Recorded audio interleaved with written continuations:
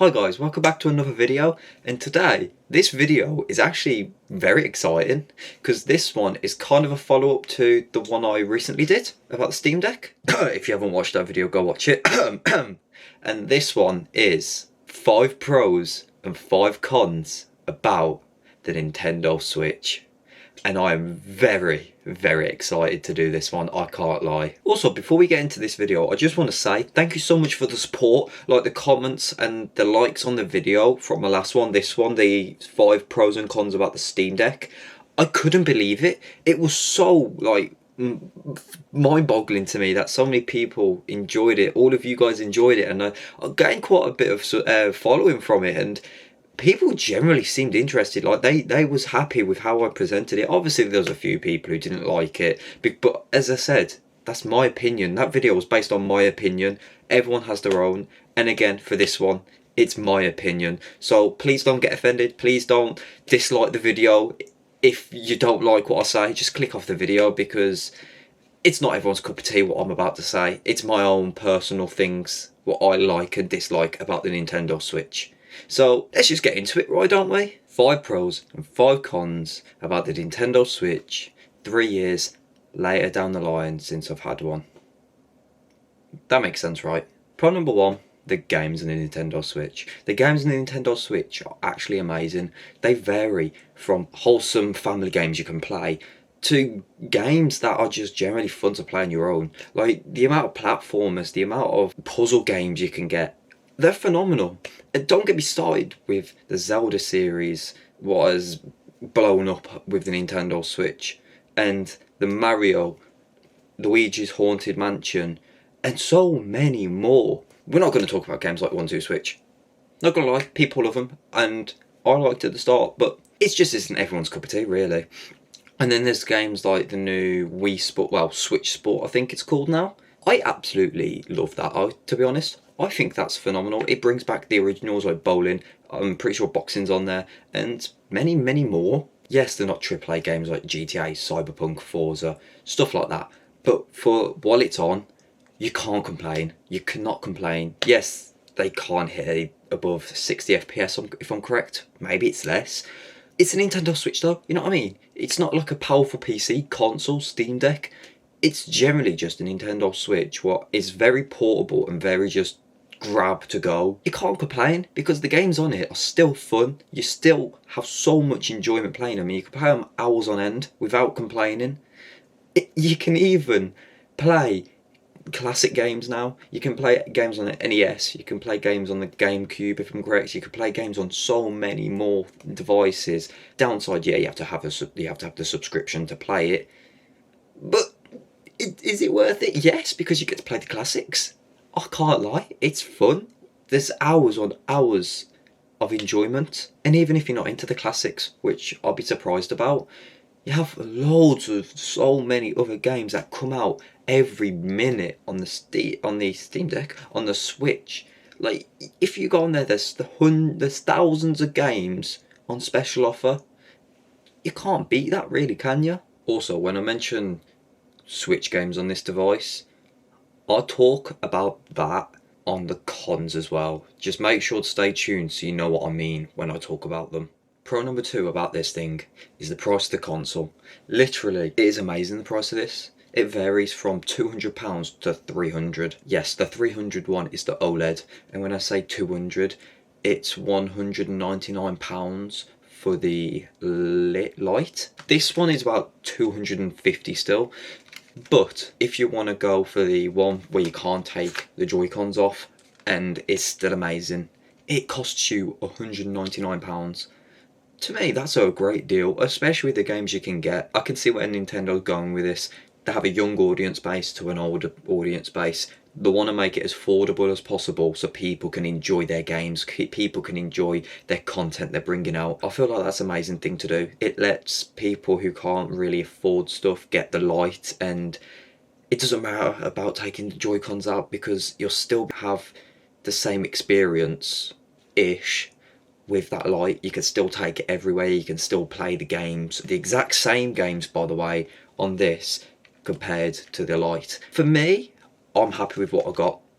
It's not the Lite, but it's not the OLED. It's in the middle, and I'm proud to have this because it's just a really fun device to play on when you've got nothing else to do. So pro number 3 about this thing is the portability. Let's be honest, it's way more portable than the Steam Deck. And I know that's what you're thinking, but Lee, isn't the Steam Deck literally portable? It's meant to be a portable PC. Yes, I do know that. Trust me, I do know that.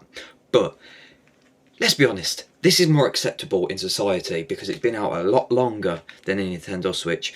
I've had some people give me funny looks because I pulled this thing out and they're like, what the hell? Because it's massive. Like, look at this thing. It's massive. It's massive. Of course you're going to get looked at in public when holding it compared to this little teeny thing. It's a no-brainer. That's why I put it on the pros list, because it's so portable. Nobody cares if you whip one of these out. It's amazing. Like, it's just embedded into everyone's mind now that this thing exists. Nobody cares. They won't even give you funny looks or look at you because they just think it's another person who owns a Nintendo Switch and just wants to play on it. Pro number 4 will be the weight of it. This thing weighs nothing. That's how it feels anyway. Even holding it right now, it feels like a feather. It's amazing. That's what you want in a portable device. You want it to weigh nothing. Like, I weighed it and this is how much it weighs. It's literally nothing. That's what I like about this as well. That's why it's in the pros. Now, there's not much really else to say about the weight really, is there? So let's just move on to pro number 5. Pro number 5 is generally the battery. The battery on this thing is amazing. I have had this thing on without charging it for about 2 weeks now. Being honest, like, I swear I haven't charged it in days. And if I click on it, it's still on 54%. I don't know if you can see that. It's still on 54%. I don't get it. And my Steam Deck hasn't been charged for about 3 or 4 days now. And if I turn it on, it's dead. It's proper dead. I don't get it. Like, this has outlasted this for days, maybe weeks. I can't remember the last time I charged it, I'm being honest, and playing games on it. It lasts for ages. That's how it feels. It feels like it lasts for ages. It's amazing. Maybe your Switch doesn't last as long as mine, but mine generally lasts for ages, and that's why I love this thing. I can leave it for days and then just pick it up whenever I want and still play on it for a couple of hours. Who doesn't want that in a portable console? I know I sure do. Now this is the bit I'm dreading. I can't lie. The 5 cons about the Switch. Let's just get into them. Con number 1 on this thing is the price of the Switch games. And I know everyone and their nan knows that this thing is ridiculous with their game prices. It's bloody ridiculous. The price of these games, oh my god. They're great games, but my lord, they're so expensive.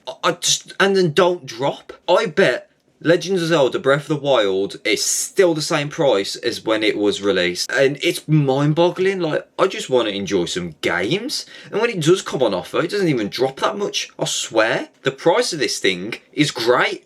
But if you want to buy a game, now you have to sell your soul for that. I don't get it, to be honest with you. Do you guys agree with me, or is this just me being poor? Because I swear down, they need to change their prices once it hits a couple years later. But they just seem to don't do that. And it's sad. I don't know if it's just me or not. Con number 2, the storage. The storage is dreadful. They make you buy a new micro SSD card for it. And they're not cheap either. I'll tell you, they're not cheap. I swear it comes with 32 gigs. That's nothing, to be honest. It fills up so easily. And I know you don't need many games. People who travel a lot and want them games, they're buying extra storage, and I think it's unfair. Bump up the storage, man. I don't know if it's hard or not, because I'm not really a computer guy. It's just, yeah, just the storage. It's dreadful. Con number 3 are these things. The Joy-Cons. They get stick drift so easily. Luckily mine don't yet, touch wood.